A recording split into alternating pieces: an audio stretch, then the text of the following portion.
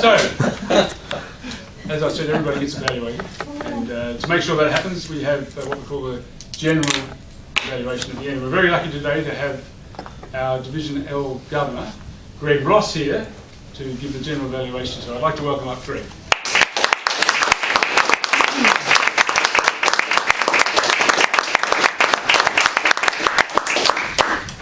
Mr. Toastmaster, Mr. District Governor, fellow Toastmasters, and most welcome guests. What a momentous occasion we have this evening. 5th birthday for this club that's really in its stride. It's grown in the last 5 years to hold before us people with experience, people that have come back from the first early days to share with us that journey. So it's great to be in such great company, such distinguished company. And the fact that you've left the best for last, well... So I'm going to start with your president, Andrew. Started with a bang, that balloon pop. Good technique. Must remember that one. Gets everyone's attention. Maybe need to look at encouraging more into the seats quicker, but definitely kind of an attention grabber moment. Andrew, I would describe as someone with confidence, someone with wit, someone that doesn't take themselves too seriously, which I think, personally, I like in a leader. Somebody that's willing to poke fun at themselves. A little bit of self-deprecation, I think, goes a long way. You know, a South African at the helm in a Kiwi club. You know, it's elements like that. Just, you know, and thank God, 6 months in, no one's pulled me off. That's for me as a leader, that shows great character. What I would recommend for Andrew, I was a little bit confused at the start with the phrase, does anyone not know why we are not here? That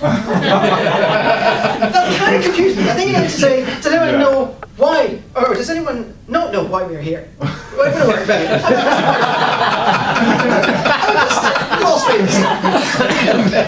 The other item would be to make sure that you highlight all the royalty in the room. We do have our district governor with us. I know Freddie is a friend to the club for a long time, but he's earned that crown. So he's, I suppose, him amongst everyone else, just to at the outset let people know who is in the audience. I think that's something just to remember when you're Toastmaster, when you're leading a meeting, when you're president. Just make sure you acknowledge those things. Moving on then to your Toastmaster and past president, Simon Chrisley. Great structure, great. He took his time with delivery, made it look effortless. You know, and a Toastmaster, the great skill is just to be there, the puppet master, just bringing everyone up, making them feel welcome, just moving through that agenda with ease. And that's something that Simon, I think, showed great diligence at. His choice of warm-up, I love the elimination. That little bit of random element, cutting it down, because when you've got a room full of about 20, 25 people, if you're going to go around every single person and ask them something just to make them feel involved, yes, they get involved, but you've lost 10 minutes of your meeting. So certainly a very nice trick that I'd certainly take away, I haven't seen done before, and would use myself. I love the fact that for every single segue, for every element in between, there was commentary. There was a little bit of Simon coming out and just adding his own spin, adding his own ideas to what's just taken place. My only recommendation, I did struggle to find some, but I did find one. If there's a change in the agenda, make sure you announce it. The second table topics evaluator, I believe, was meant to have been Helen, and they're going, Helen? Oh no, it's now Stephen. Just a little point of order, small, but it's again just part of being the Toastmaster, and he's pretty good at it. So it's our timekeeper. Now, he's told us, Colin, that you could have your cake and eat it. At the outset, he wanted to make sure this meeting didn't go into the red, so you could get in there before that cake went stale.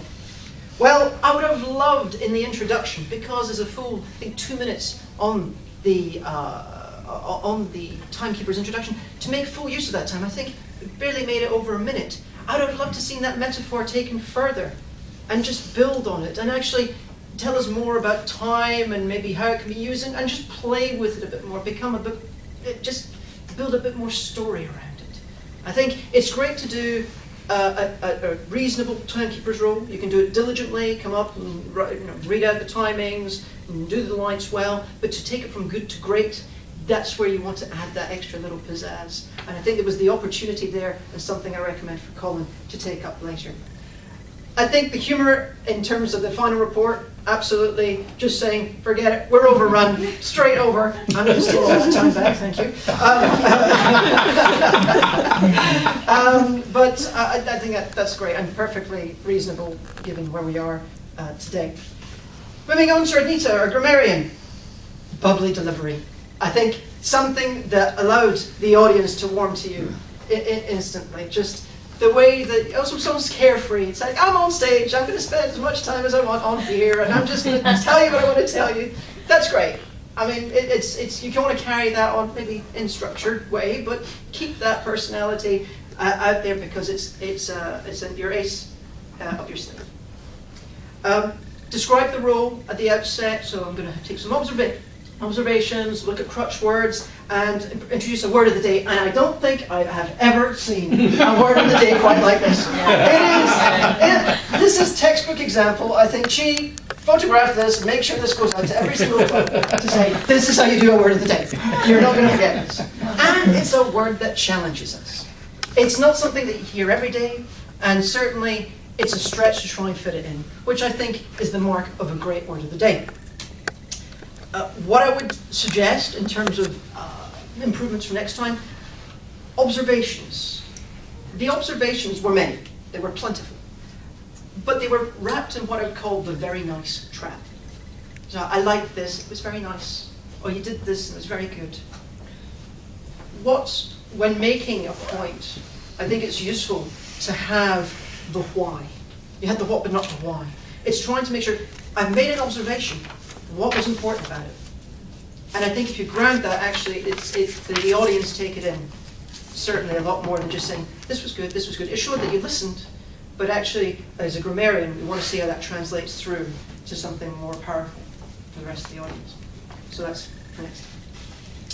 Next up, topics section. We had your topics master, Wayne. Now, Wayne comes up with that engaging smile. Just brings you in. It's like, I'm here and I'm ready to give you all these wonderful topics for you to come up and show us how you handle them. Kept in theme, but then started to vary the topics more later. It started off with birthday and then moved through Bond, through lots of other things, but keeps them varied. But they were relatively open questions, giving the victims, shall we say, the opportunity to come up and actually play with the topic and take it in whichever direction they want. That's what you want with table topics. You want things where people can not be closed down by very particular aspects that they may or may not know about, and then cause them to, having to spin off in tangents. Give them the canvas and let them come up with whatever they can. I think good eye contact with the room, scanned it from left to right, front to back. I could see you were engaging with every member and trying and bringing them into the table topic session. Recommendations. I would reverse your topic and name. You want to keep that suspense. You want to say, my next topic is, who do you think is the best Bond? And who I'm going to give this to? Well, I'm going to give it to... That building up that way just by flipping it around actually means everyone's on the edge of their seats. Because as soon as you reveal the name, everyone else is, not me. Yes. Just a simple trick, just reverse it around. Everyone. I also would say, the cards when you're a table topic master, probably unnecessary. Because you've got all the time to sit there and think about, I'm going to come up now, and just have to say, here's my next topic. You should be able to remember that while you're sat down, so actually the cards become an added prop. It's not unnecessary. Free yourself from them. Moving on to topics evaluator number 1, Janice. I think her commends were filled with positivity. Every single commendation just was there to lift whoever was being evaluated, really build them up and say, job well done. Every single person received commend and recommend. It was very by the book. I have a very set structure, and when I go and do evaluations, it's going to be like this: commend, recommend, done. Next one, commend, recommend, done. I have limited amount of time, and a number of people to get through. That's very much the way how to do it. Pretty much every comment or recommend was supported with examples, again showing the listening skills, putting that in. And it was done mostly in the third person, but that was already picked up on by yourself. I would recommend smaller notes. I think you did the notes on the back of the A4 agenda. And again, that's flapping around and can be distracting. It also shakes a little bit if you've got nerves. So definitely the cue cards, something to go for. I was saying, in terms of when making commentary on movement, it's often useful to mimic that movement. So just replay it back, and then the audience can go, aha, yes, that's the part you're talking about. Moving on to topic evaluation 2, Stephen. Lots of open gestures. And it was something which I noted on, I think, 4 of the 5 evaluations. The arms were waving, and it's going, I'm going to make you, I'm over here. But it's also a welcoming gesture, and it's also an embracing gesture. It's something that brings the audience in. It's, you filled the time well. You get 5 minutes, I think, which is quite generous, I think, for a topics evaluator, for 5 evaluations. You get a full minute on every single evaluation you give. And I think that was something that Stephen made great use of. And it wasn't rushed, it was full, it rounded, covered the range of things that you could cover from content to structure to delivery. What I would recommend, though, is avoid the negativity about yourself. Coming up here and as your introduction to say, I was really scraping the barrel. If you didn't say it, no one would know. Because actually, you had commends and recommends in there. So I think there was no need to actually bookend it with that phrase. It kind of dragged down the value of your own thoughts and your own ideas and what you experienced. There was a little bit of pacing, but okay. That's something to spot and just, I recommend if she has the video, watch it, you maybe see it yourself and understand actually this is how I'm moving around the stage. So definitely, just keep an eye out for that. Moving on to our evaluators. Ian Duthie evaluating Elizabeth's icebreaker speech. Now, what I find is really crucial about an icebreaker speech, you're there to build that person up. They've come on stage for the very, very first time, and you want to make sure you give them as much positive energy as possible, so to make them feel as if, yes, I did a great job. Also have a recommendation there, a strong one, so they can think, that's the one thing I can work on for next time. And that's something that Ian did a textbook evaluation of.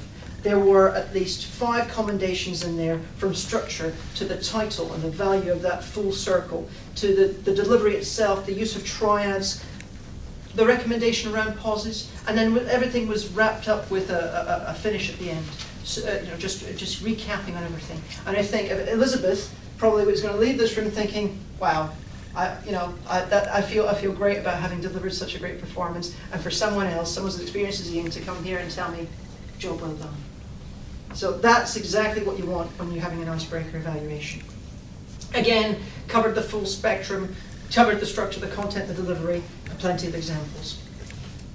What I would suggest for Ian is, I know, and possibly many of you don't know, his movement's currently impaired right now because he's wearing an air cast. So that's why it potentially appeared a little static on stage. But I think when your movement is restricted, actually then you have to use the vocal variety, or the vocal side of your delivery and your gestures to amplify the fact that you really can't get around.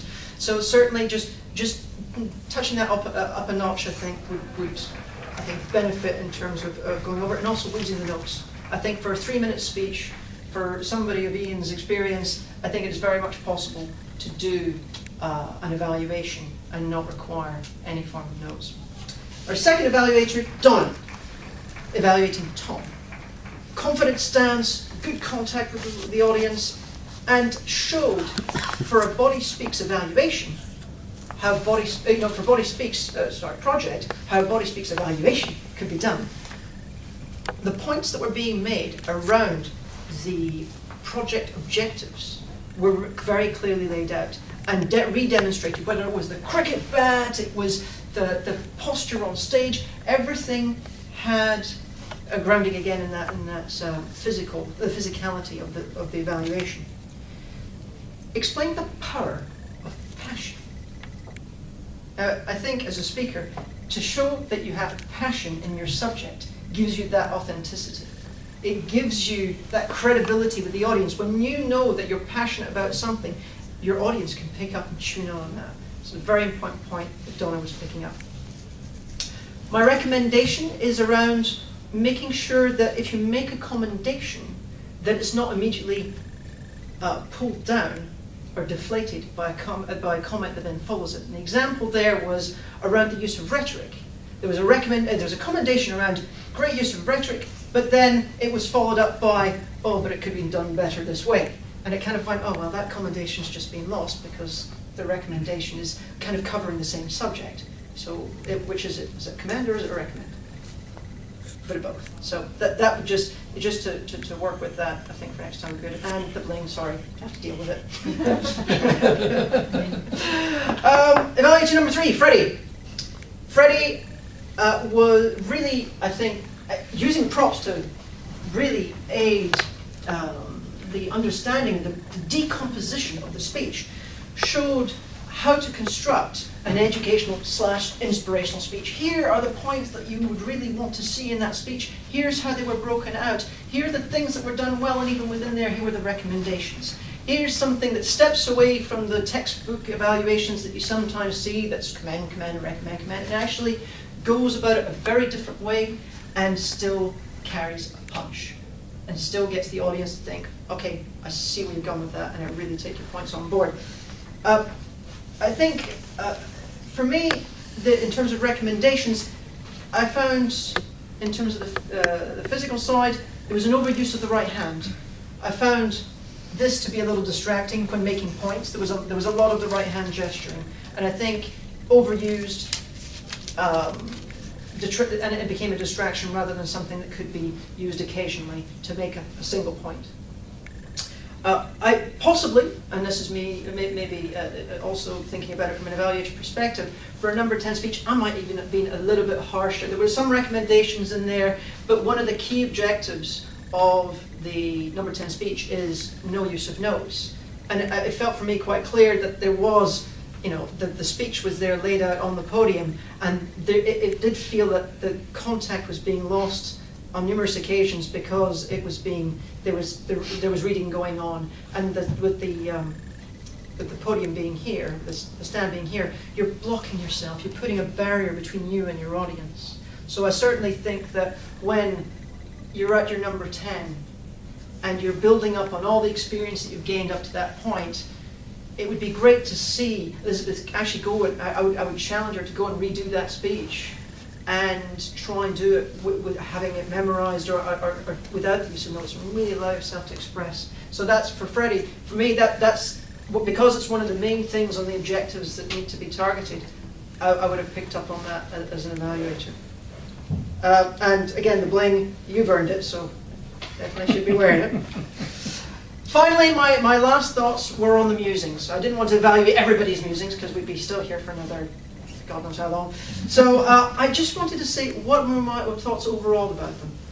And to me, it came across as a toast to the club. It gave me a sense of the history of the club. And also, it was an opportunity to remember what the last 5 years have brought. It was also an outpouring of providential love for the club. And also filled with calls to action. Each one of the musings, and I kept some of the notes here for me to read out. The more you put in, the more you get out. Go out there and get more Toastmasters. Good team of people. And who else can you share this with? Each one of them came up here and had a very profound message to pass on to everybody else here. Something that they've taken away from being in this club. So if anything, that to me sums up actually what this experience is about. It's people that have come here, been transformed, and are there now able to go out there and make a difference with everyone else that they meet.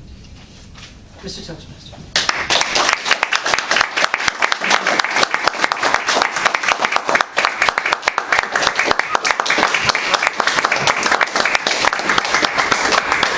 Thank you, Greg. And can I say you have great dress sense as well? Sorry. Right shirt with tie. Well, I think we're eating seriously into our drinking time. I have one more thing to do before I hand back to the President, and that's announce the winner of the Best Table Topic. It was a very hard-fought competition. There was a three-way tie for the second, but the winner was Ian, so well done. I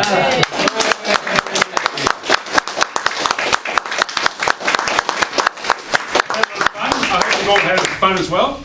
And I'd now like to hand back to our President, Andy.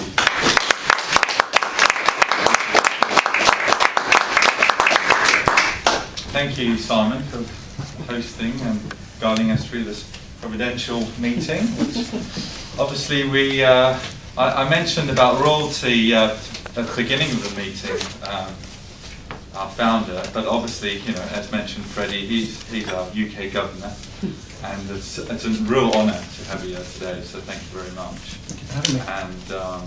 And Greg as well, divisional governor. So thank you very much for coming along. I really, really do appreciate it.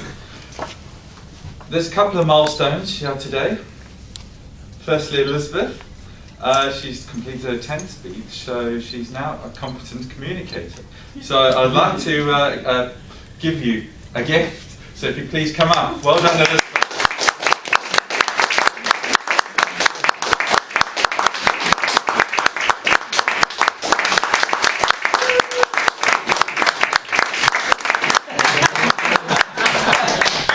Now, when my wife fell pregnant, she was working for a French boss, and she said, "You're not going to be stupid and not drink wine when you're pregnant." So my wife said, "Fine, I'll drink wine." So I kind of thought, I wonder if Elizabeth's going to drink wine. But there's something maybe her and her baby would enjoy, and that's some very nice chocolates.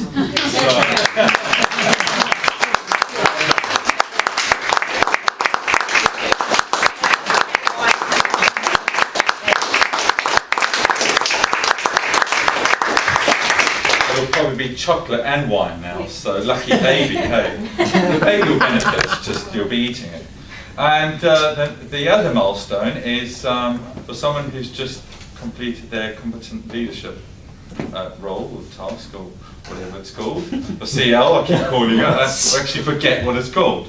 So, but this person, their last task was, you know, they were a mentor for someone in the club, and that happened to be me, so she's done a fantastic job, I think. And I think she deserves a CL after being my mentor. So please, Janice, come up.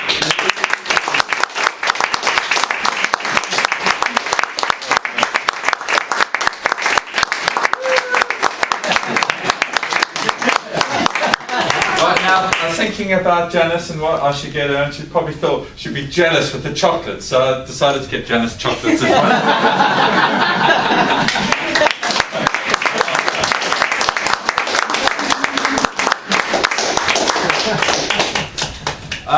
I certainly had a fantastic time this evening, and again with all this royalty around, it's been such a privilege having all you folks here and all your previous presidents. And certainly, you know, I have ownership of the club now, and I have some fantastic people working around. The ex-president, Donna, she proved herself to be a very efficient and welcoming president when I first joined the club. And going forward, it's always a challenge to get members, so go out there, go forth. Thank you, Greg, for that speech. Fantastic, basically what I wanted to say, so thank you very much about going out and inspiring other people, because it certainly helped me to get onto the stage and to be confident up here. And there's a cake there, and does anyone actually have a lighter? No, it's not. But we've got cake. So, well, that's the problem with these things. You know, can't smoke indoors anymore. So thank you very much for coming, and please hang around for cake. There is some booze still there, so tuck in. Thank you very much.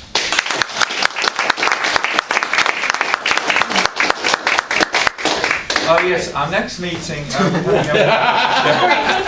Ex-president keeping me in line. See, our next meeting is a Moment of Truth meeting. Now, many of you, many of you may know about this, but it's just kind of looking inwards into the club and just reassessing and seeing what we can change and what we can improve. So everyone's welcome to come along. Thank you.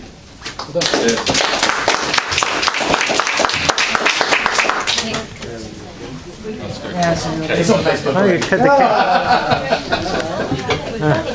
Rory.